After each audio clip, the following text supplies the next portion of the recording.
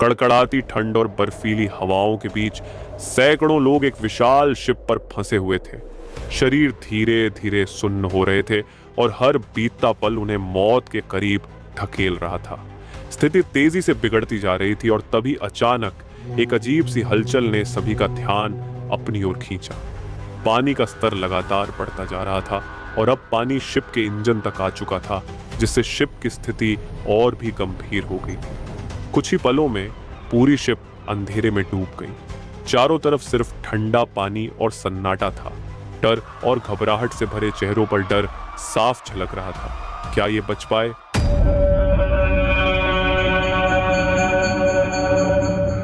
आपने अक्सर जहाजों को पानी से भरे समुद्र में जाते सुना होगा, लेकिन क्या कभी किसी जहाज को बर्फीले समंदर के बीचों बीच जाते सुना है? एमवी एक्सप्लोरर की यह कहानी बिल्कुल अनोखी है, क्योंकि यह शिप पानी नहीं बल्कि बर्फ के विशाल टुकड़ों को चीरते हुए अपनी यात्रा कर रही थी। रात के 10 बज चुके थे। बाहर घना अंधेरा और जबरदस्त ठंड थी। विजिबिलिटी बेहद कम थी। अधिकतर यात्री अपने अपने केबिन में गहरी नींद में थे, जबकि कुछ लोग जहाज के अंदर आराम से बैठे थे। तभी अचानक एक भयानक आवाज ने पूरे जहाज को झकझोर कर रख दिया। एक जोरदार झटका लगा और शिप वहीं रुक गई। कैप्टन, जो पहले भी इसी रास्ते से कई बार गुजरा था, शांत रहा। उसे शिप की ताकत और अपनी क्षमता पर पूरा भरोसा था। उसने सोचा कि यह बर्फ की मोटी परत से टकराने पर हुआ कोई साधारण झटका है और शिप पहले की तरह फिर से आगे बढ़ जाएगी। यह शिप ऐसी कई बर्फीली चुनौतियों का सामना कर चुकी थी, लेकिन इस बार हालात कुछ अलग थे। कैप्टन इस बात से अनजान था कि शिप के बॉटम में एक बड़ा छेद हो चुका है।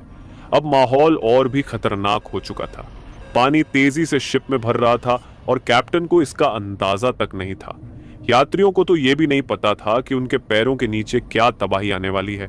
हर बीतते सेकंड के साथ बर्फीला पानी जहाज को निगलने के लिए आगे बढ़ रहा था। अब सवाल सिर्फ इतना नहीं था कि जहाज डूबेगा या नहीं, बल्कि सवाल यह था कि क्या वक्त रहते सभी लोग इस जहाज से बाहर निकल पाएंगे, या फिर यह शिप भी टाइटैनिक की तरह बर्फ के ठंडे पानी में खो जाएगी अपनी आखिरी सांस लेते हुए। यह कोई आम समुद्री दुर्घटना नहीं थी, यह एक दौड़ थी, मौत और जिंदगी के बीच। क्या एमवी एक्सप्लोरर उस अंधेरे और बर्फीले समंदर से खुद को बचा पाएगी, या फिर बर्फ का यह विशाल साम्राज्य उसे हमेशा के लिए निगल लेगा? जानने के लिए वीडियो बिना स्किप करे एंड तक देखना। 1960 का दौर था, जब अंटार्कटिका जैसी जगहों पर समुद्र के रास्ते पहुंचना बेहद कठिन था। समुद्रों में भारी बर्फ की वजह से कोई भी शिप वहां जाने का जोखिम नहीं उठा सकती थी। जैसे कि 1912 में टाइटैनिक बर्फ की चट्टान से टकराकर डूब गया था, उसी से आप अंदाजा लगा सकते हैं कि अंटार्कटिका की यात्रा कितनी खतरनाक हो सकती थी। लेकिन एक स्वीडिश अमेरिकी बिजनेसमैन एरिक लिंडब्लैट को इसमें एक शानदार मौका दिखा। उन्होंने सोचा कि लोग अंटार्कटिका की यात्रा करना चाहते हैं, तो क्यों ना एक ऐसा जहाज बनाया जाए जो बर्फीली चट्टानों से सुरक्षित तरीके से गुजर सके। इसी सोच के साथ एरिक ने एक मजबूत शिप का निर्माण करवाया, जो इतनी ताकतवर थी कि उसके रास्ते में आने वाली मोटी बर्फ भी टूट जाती। इस शिप का नाम लिंडब्लैड एक्सप्लोरर रखा गया और यह उन साहसी यात्रियों को अंटार्कटिका ले जाने लगा जो वहां की अद्भुत दुनिया देखना चाहते थे। इस तरह एरिक ने इस अनोखे जहाज से मोटी कमाई की और अंटार्कटिका की सैर को संभव बना दिया। हालांकि यह शिप बहुत बड़ी नहीं थी, लेकिन यह अपनी मजबूती के लिए जानी जाती थी। आमतौर पर जब कोई शिप बर्फीले समुद्र में जाती है, तो उसके सामने आइस ब्रेकर लगाया जाता है, जो बर्फ से टकराने पर शिप को सुरक्षित रखता है। लेकिन लिंडब्लैड एक्सप्लोरर एक अनोखी शिप थी, जिसे आइस ब्रेकर की जरूरत नहीं थी। इसके सामने वाले हिस्से को इस तरह से डिजाइन किया गया था कि शिप जब आगे बढ़ती तो उसका वजन बर्फ को तोड़ देता था। फिर भी सुरक्षा के लिए इस शिप में दोहरी लेयर वाली हल्की परतें लगाई गई थी, जिससे शिप की सुरक्षा बनी रहती थी। अगर शिप बर्फ से टकराती और बाहरी परत को नुकसान होता, तो अंदर की परत शिप को बचा लेती। शिप का डिजाइन बेहद सफल साबित हुआ और यह शिप दुनिया भर में लोकप्रिय हो गई। लोग दूर दूर से अंटार्कटिका की सैर के लिए इस शिप को चुनने लगे। यह शिप इतनी भरोसेमंद थी कि इसने कई बार दूसरी फंसी शिप्स को बचाया।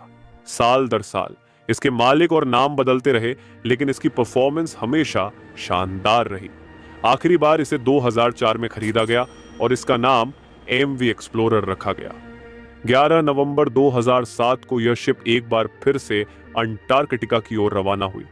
यह 19 दिनों का सफर होने वाला था और जो लोग अंटार्कटिका देखने का सपना लेकर इस जहाज में सवार थे, उन्हें बिल्कुल अंदाजा नहीं था कि आगे क्या होने वाला है। सभी लोग अंटार्कटिका की यात्रा को लेकर काफी उत्साहित थे और उन्हें इस जहाज की ताकत पर पूरा भरोसा था। इस जहाज के कप्तान वेंकट वायमन थे, जो पहले भी कई बार इस बर्फीले रास्ते से गुजर चुके थे।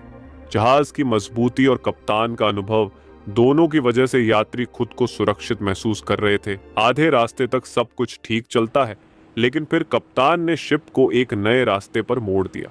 उन्हें लगा कि इस रूट से कम बर्फ मिलेगी और वे जल्दी अपनी मंजिल तक पहुंच जाएंगे, लेकिन उन्हें नहीं पता था कि यह रास्ता उन्हें मुश्किलों की ओर ले जा रहा है।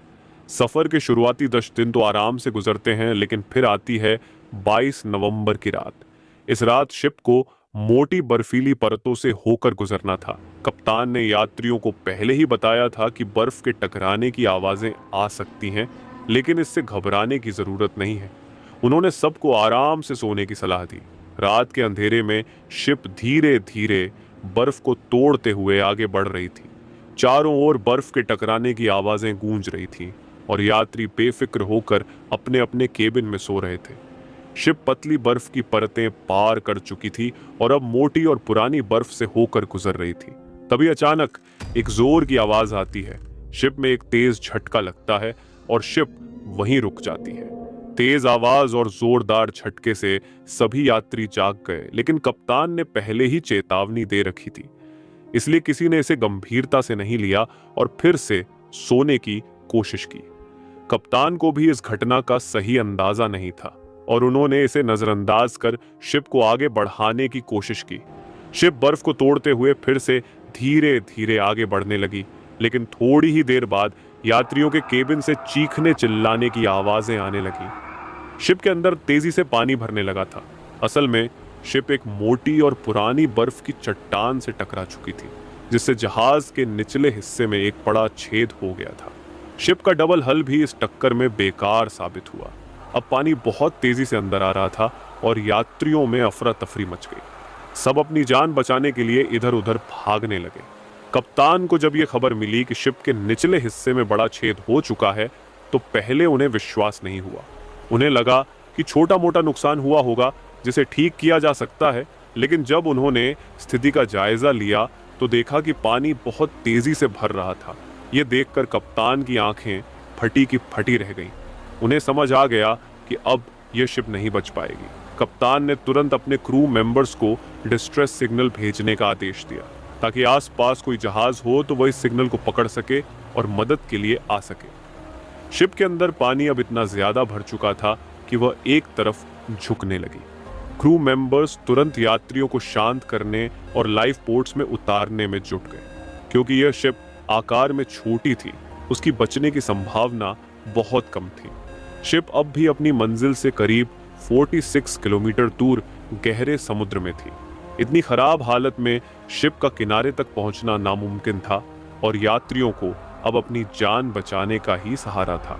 सौभाग्य से जो डिस्ट्रेस सिग्नल भेजे गए थे वो 2 शिप्स को प्राप्त हुए, लेकिन समस्या ये थी कि ये दोनों शिप्स अभी भी इतनी दूर थीं कि वे एमवी एक्सप्लोरर की मदद तुरंत नहीं कर सकती थी। दूसरी परेशानी ये थी कि जिन लाइफ बोट्स में यात्री बैठे थे वहां ठंड से उनकी हालत खराब हो रही थी। धीरे धीरे पानी बढ़ता गया और शिप के उस रूम तक पहुंच गया जहां से पूरी शिप को पावर मिलती थी। पानी के भरने से एक शॉर्ट सर्किट हो गया और पूरी शिप की बिजली चली गई।